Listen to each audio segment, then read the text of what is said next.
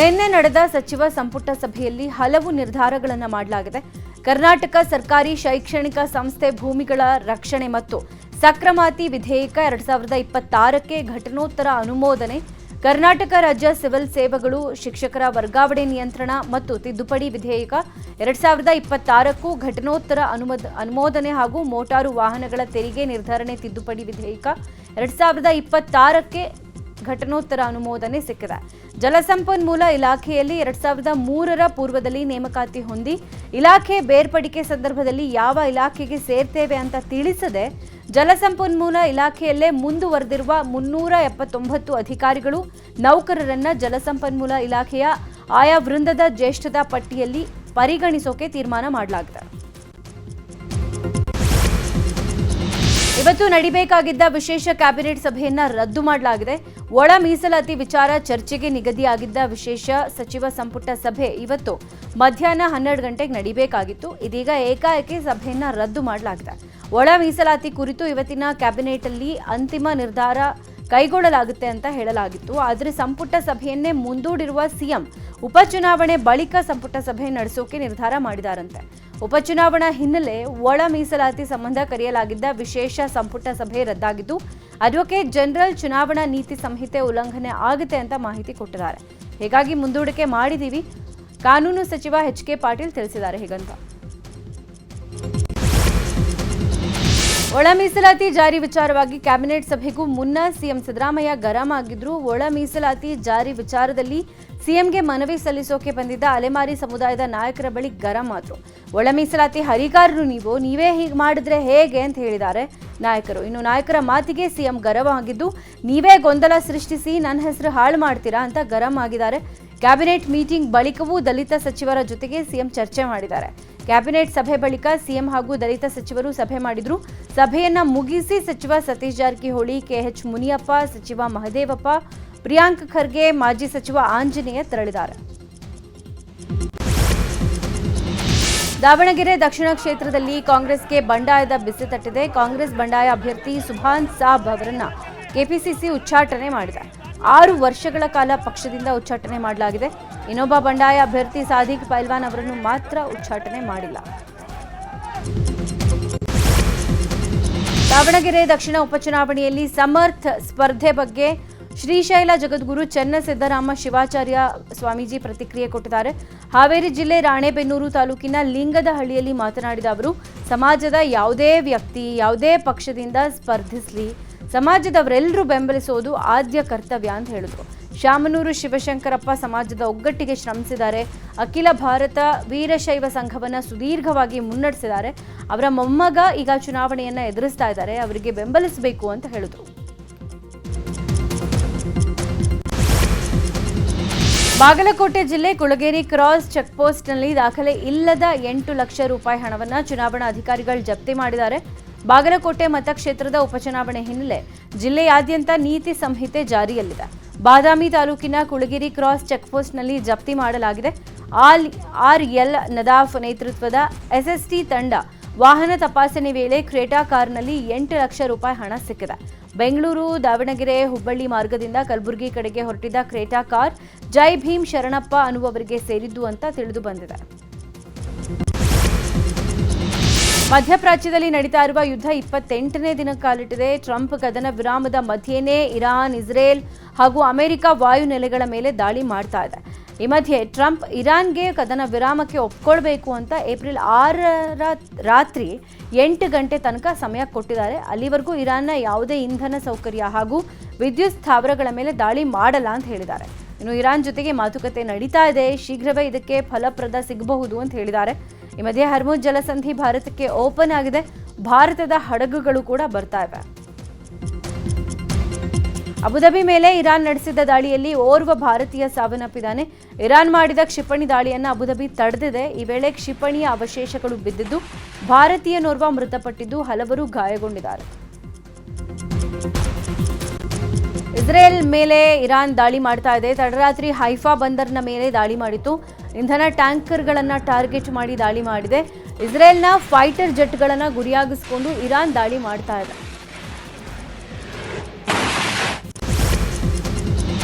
ಮಧ್ಯಪ್ರಾಚ್ಯದಲ್ಲಿ ಯುದ್ಧ ಸಂಘರ್ಷ ವಿಚಾರವಾಗಿ ಚರ್ಚಿಸೋಕೆ ಪ್ರಧಾನಿ ನರೇಂದ್ರ ಮೋದಿ ಇವತ್ತು ಎಲ್ಲಾ ರಾಜ್ಯಗಳ ಸಿಎಂ ಸಭೆ ಕರೆದಿದ್ದಾರೆ.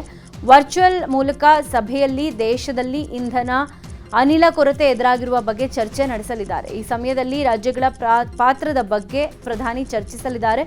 ಆದರೆ ಇವತ್ತಿನ ಪ್ರಧಾನಿ ಮೋದಿ ಸಭೆಗೆ ಸಿಎಂ ಸಿದ್ದರಾಮಯ್ಯ ಗೈರು ಹಾಜರಾಗುವ ಸಾಧ್ಯತೆ ಇದೆ. ಎಲ್ಲಾ ರಾಜ್ಯಗಳ ಆಹಾರ ಸಚಿವರನ್ನು ಮೋದಿ ಸಭೆಗೆ ಆಹ್ವಾನಿಸಿದ್ದಾರೆ. ಇರಾನ್ ಇಸ್ರೇಲ್ ವಾರ್ ಬಗ್ಗೆ ಹಾವೇರಿ ಜಿಲ್ಲೆ ರಾಣೆಬೆನ್ನೂರು ತಾಲೂಕಿನ ಲಿಂಗದಹಳ್ಳಿ ಗ್ರಾಮದಲ್ಲಿ ರಂಭಾಪುರಿ ಶ್ರೀಗಳು ಮಾತನಾಡಿದ್ದಾರೆ. ಅಂತಾರಾಷ್ಟ್ರೀಯ ಮಟ್ಟದಲ್ಲಿ ಯುದ್ಧ ನಡೆಯೋದು ನಿಜ, ಆದರೆ ಯುದ್ಧದಿಂದ ಎಲ್ರಿಗೂ ನಷ್ಟವೇ ಹೊರತು ಒಳ್ಳೆಯದಾಗಲ್ಲ. ಶಾಂತಿ ಸ್ಥಾಪನೆಗಾಗಿ ರಾಜತಾಂತ್ರಿಕ ಮಾರ್ಗಗಳು ಏನಿವೆ ಅವುಗಳನ್ನು ಬಳಸಿ ಸಮಾಜದಲ್ಲಿ ಶಾಂತಿ ಸೌಹಾರ್ದತೆ, ದೇಶದಲ್ಲಿ ನೆಮ್ಮದಿಯನ್ನು ಉಂಟು ಮಾಡಬೇಕು. ಸಾಮಾನ್ಯ ಜನರಿಗೆ ತೊಂದರೆಯನ್ನು ದೂರ ಮಾಡಬೇಕು. ಯಾವ ವಲಯದಲ್ಲೂ ಸ್ಥಿರತೆ ಕಂಡು ಬರ್ತಾ ಇಲ್ಲ ಅಂತ ಜಗದ್ಗುರು ಪ್ರಸನ್ನ ರೇಣುಕಾ ಡಾಕ್ಟರ್ ವೀರ ಸೋಮೇಶ್ವರ ಶಿವಾಚಾರ್ಯ ಶ್ರೀಗಳು ತಿಳಿಸಿದ್ದಾರೆ. ಗ್ರೇಟರ್ ಬೆಂಗಳೂರು ಪ್ರಾಧಿಕಾರದ 5 ನಗರ ಪಾಲಿಕೆಗಳ ಆಯವ್ಯಯ ಇವತ್ತು ಮತ್ತು ನಾಳೆ ಮಂಡನೆಯಾಗುತ್ತೆ. 5 ನಗರ ಪಾಲಿಕೆಗಳ ಆಡಳಿತಗಾರ ಮಹೇಶ್ವರ್ ರಾವ್ ನೇತೃತ್ವದಲ್ಲಿ ಬಜೆಟ್ ಮಂಡನೆ ಆಗಲಿದೆ. ಬಜೆಟ್ ಗಾತ್ರ ಸುಮಾರು 20,000 ಕೋಟಿ ಇದೆ.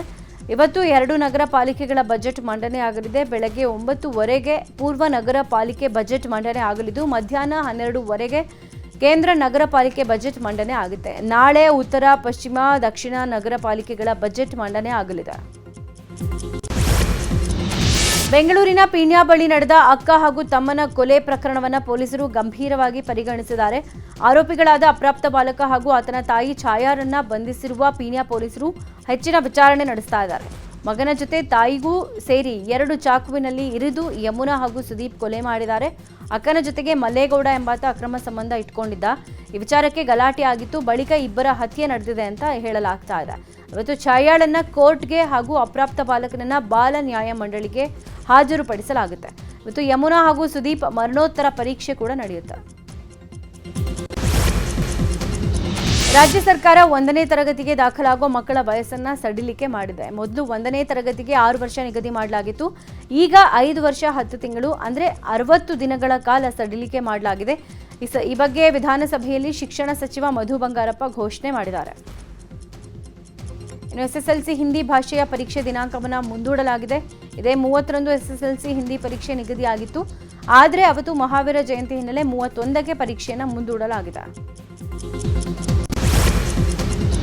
ಬೆಂಗಳೂರಿನ ಲೂಲು ಮಾಲ್ ಎದುರು ನಡು ರಸ್ತೆಯಲ್ಲೇ ಹೊತ್ತಿ ಉರಿದಿದೆ ಕೆಎಸ್ಆರ್ಟಿಸಿ ಬಸ್. ನಿನ್ನೆ ರಾತ್ರಿ 10:20 ಸುಮಾರಿಗೆ ಘಟನೆ ನಡೆದಿರುವುದು.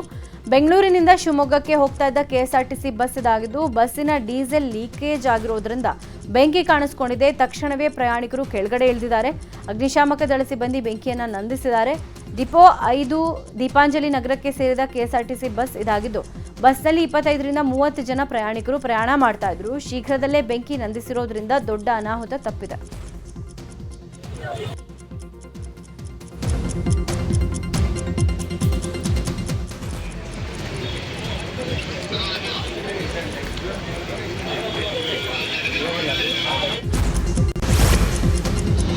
ಕುಡಿದು ಆಂಬ್ಯುಲೆನ್ಸ್ ಡ್ರೈವ್ ಮಾಡ್ತಾ ಇದ್ದ ಚಾಲಕನನ್ನ ಬೆಂಗಳೂರಿನ ನ್ಯೂ ಬೇಯಲ್ ರಸ್ತೆಯಲ್ಲಿ ಪೊಲೀಸರು ವಶಕ್ಕೆ ಪಡ್ಕೊಂಡಿದ್ದಾರೆ.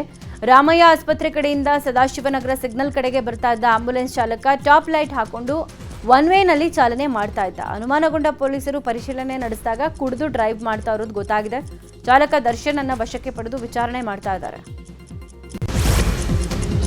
ಚಿಕ್ಕಮಗಳೂರು ನಗರದ ಹೊರವಲಯದ ಚುರ್ಚೇಗುಡ್ಡ ಅರಣ್ಯ ಪ್ರದೇಶಕ್ಕೆ ಬೆಂಕಿ ಬಿದ್ದಿದೆ. ಹೊಸಕೋಟ್ ಸಂಕೀರ್ಣದ ಹಿಂಭಾಗದ ಅರಣ್ಯ ಪ್ರದೇಶದಲ್ಲಿ ಬೆಂಕಿ ಕಾಣಿಸಿಕೊಂಡಿದ್ದು ಅಪಾರ ಪ್ರಮಾಣದ ಅರಣ್ಯ ಸಂಪತ್ತು ಸುಟ್ಟು ಭಸ್ಮವಾಗಿದೆ.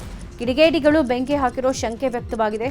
ಗಾಳಿಯ ವೇಗಕ್ಕೆ ಬೆಂಕಿ ಮತ್ತಷ್ಟು ವ್ಯಾಪಿಸಿದ್ದು ಬೆಂಕಿ ನಂದಿಸಲು ಅಗ್ನಿಶಾಮಕ ಸಿಬ್ಬಂದಿ ಹರಸಾಹಸ ಪಟ್ಟಿದ್ದಾರೆ. ಚಾಮರಾಜನಗರ ಜಿಲ್ಲೆ ಬಿಳಿಗಿರಿ ರಂಗನಬೆಟ್ಟ ಹುಲಿ ಸಂರಕ್ಷಿತ ಅರಣ್ಯ ಪ್ರದೇಶದಲ್ಲಿ ಬೆಂಕಿ ಕಾಣಿಸಿಕೊಂಡಿದೆ. ಬೈಲೂರು ಹಾಗೂ ಕೊಳ್ಳೇಗಾಲ ವನ್ಯಜೀವಿ ವಲಯದ 10ಕ್ಕೂ ಹೆಚ್ಚು ಕಡೆ ಬೆಂಕಿ ಕಾಣಿಸಿಕೊಂಡಿದ್ದು 200 ಎಕರೆಗೂ ಅಧಿಕ ಅರಣ್ಯ ಪ್ರದೇಶ ಬೆಂಕಿಗಾಹುತಿಯಾಗಿದೆ. ಅರಣ್ಯ ಪ್ರದೇಶಕ್ಕೆ ಕಿಡಿಗೇಡಿಗಳು ಬೆಂಕಿ ಇಟ್ಟಿರೋ ಶಂಕೆ ವ್ಯಕ್ತವಾಗಿದೆ. ಇನ್ನು ಸ್ಥಳಕ್ಕೆ ಅಗ್ನಿಶಾಮಕ ಸಿಬ್ಬಂದಿ ಭೇಟಿ ಕೊಟ್ಟಿದ್ದು ಬೆಂಕಿ ನಂದಿಸಲು ಹರಸಾಹಸ ಪಡು. ಬೆಂಗಳೂರು ದಕ್ಷಿಣ ಜಿಲ್ಲೆಯ ಪ್ರಮುಖ ಅರಣ್ಯ ಪ್ರದೇಶ ನರಿಕಲ್ ಗುಡ್ಡ ಬಿರು ಬಿಸಿಲಿಗೆ ಕಂಗಾಲಾಗಿದೆ. ಕಾಡಲ್ಲಿ ಮರಗಿಡಗಳು ಸಂಪೂರ್ಣ ಒಣಗ್ತಾ ಇವೆ. ಪ್ರಾಣಿ ಪಕ್ಷಿಗಳಿಗೂ ಸಮಸ್ಯೆ ಎದುರಾಗಿದೆ. ರಾಮನಗರ ಚನ್ನಪಟ್ಟಣಕ್ಕೆ ಹೊಂದಿಕೊಂಡಿರುವ ಈ ಅರಣ್ಯ ಪ್ರದೇಶದಲ್ಲಿ ಜಿಂಕೆಗಳು ಹೆಚ್ಚಾಗಿವೆ. ಬಿಸಿಲಿನ ತಾಪಕ್ಕೆ ಸಂಕಷ್ಟಕ್ಕೆ ಸಿಲುಕಿವೆ.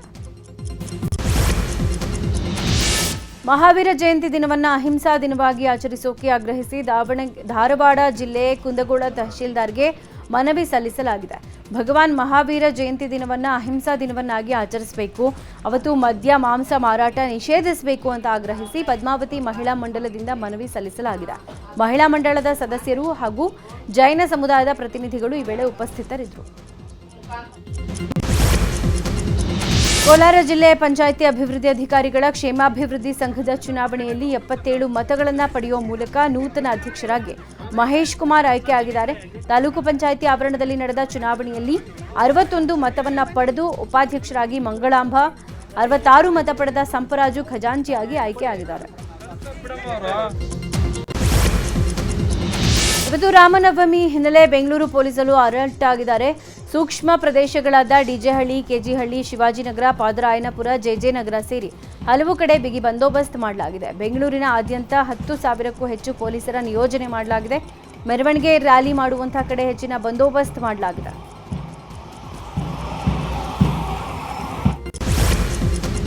ಶ್ರೀರಾಮನವಮಿ ಹಬ್ಬದ ಅಂಗವಾಗಿ ಕೋಲಾರ ನಗರದಲ್ಲಿ ಇವತ್ತು ಶೋಭಾಯಾತ್ರೆ ಕಾರ್ಯಕ್ರಮ ಹಮ್ಮಿಕೊಳ್ಳಲಾಗಿದೆ. ಕೋಲಾರ ನಗರದ ಎಂಜಿ ರಸ್ತೆಯ ಗಾಂಧಿ ಸರ್ಕಲ್ನಲ್ಲಿ ಶ್ರೀರಾಮ ಸೇನೆ ಸಂಘಟನೆಯಿಂದ ಶೋಭಾಯಾತ್ರೆ ಹಮ್ಮಿಕೊಳ್ಳಲಾಗಿದ್ದು, ಕಾರ್ಯಕ್ರಮದಲ್ಲಿ ಮುಖ್ಯ ಅತಿಥಿಗಳಾಗಿ ಶಾಸಕ ಬಸವನಗೌಡ ಪಾಟೀಲ್ ಯತ್ನಾಳ್ ಭಾಗಿಯಾಗಲಿದ್ದಾರೆ.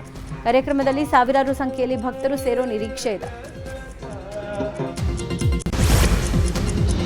ಪುತ್ತೂರಿನ ಗ್ರಾಹಕರನ್ನ ಪುತ್ತೂರಲ್ಲೇ ಉಳಿಸಿಕೊಳ್ಳುವ ಸಲುವಾಗಿ ಇತಿಹಾಸದಲ್ಲಿ ಪ್ರಥಮ ಬಾರಿಗೆ ಪುತ್ತೂರು ವಾಣಿಜ್ಯ ಮತ್ತು ಕೈಗಾರಿಕಾ ಸಂಘ ಆಯೋಜಿಸಿರುವ ಪುತ್ತೂರು ಶಾಪಿಂಗ್ ಹಬ್ಬದ ಮೆಗಾ ಡ್ರಾ ಮಾರ್ಚ್ 29ನೇ ತಾರೀಕು ಪುತ್ತೂರು ಕೋಆಪರೇಟಿವ್ ಟೌನ್ ಬ್ಯಾಂಕ್ ಸಭಾಂಗಣದಲ್ಲಿ ಸಂಜೆ 5:00ವರೆಗೆ ನಡೆಯುತ್ತೆ.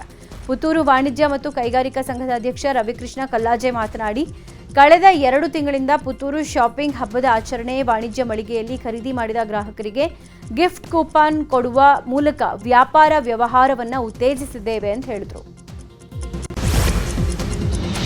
ಧರ್ಮಸ್ಥಳದ ನೇತ್ರಾವತಿ ನದಿ ಕಿನಾರೆಯ ಕುಟೇಲುವಿನಲ್ಲಿ ನಾಳೆ ಕಂಬಳೋತ್ಸವ ನಡೆಯಲಿದೆ.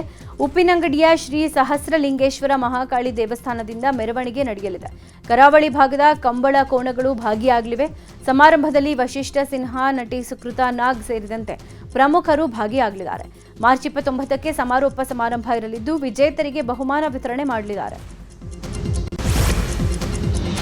ಐಪಿಎಲ್ನ 2ನೇ ಹಂತದ ವೇಳಾಪಟ್ಟಿ ಬಿಡುಗಡೆ ಆಗಿದೆ. 2ನೇ ಹಂತದ ಪಂದ್ಯಗಳು ಏಪ್ರಿಲ್ 13ಕ್ಕೆ ಆರಂಭಗೊಳ್ಳಲಿದ್ದು, ಮೇ 24ರಂದು ಲೀಗ್ ಹಂತ ಪೂರ್ಣಗೊಳ್ಳಲಿದೆ.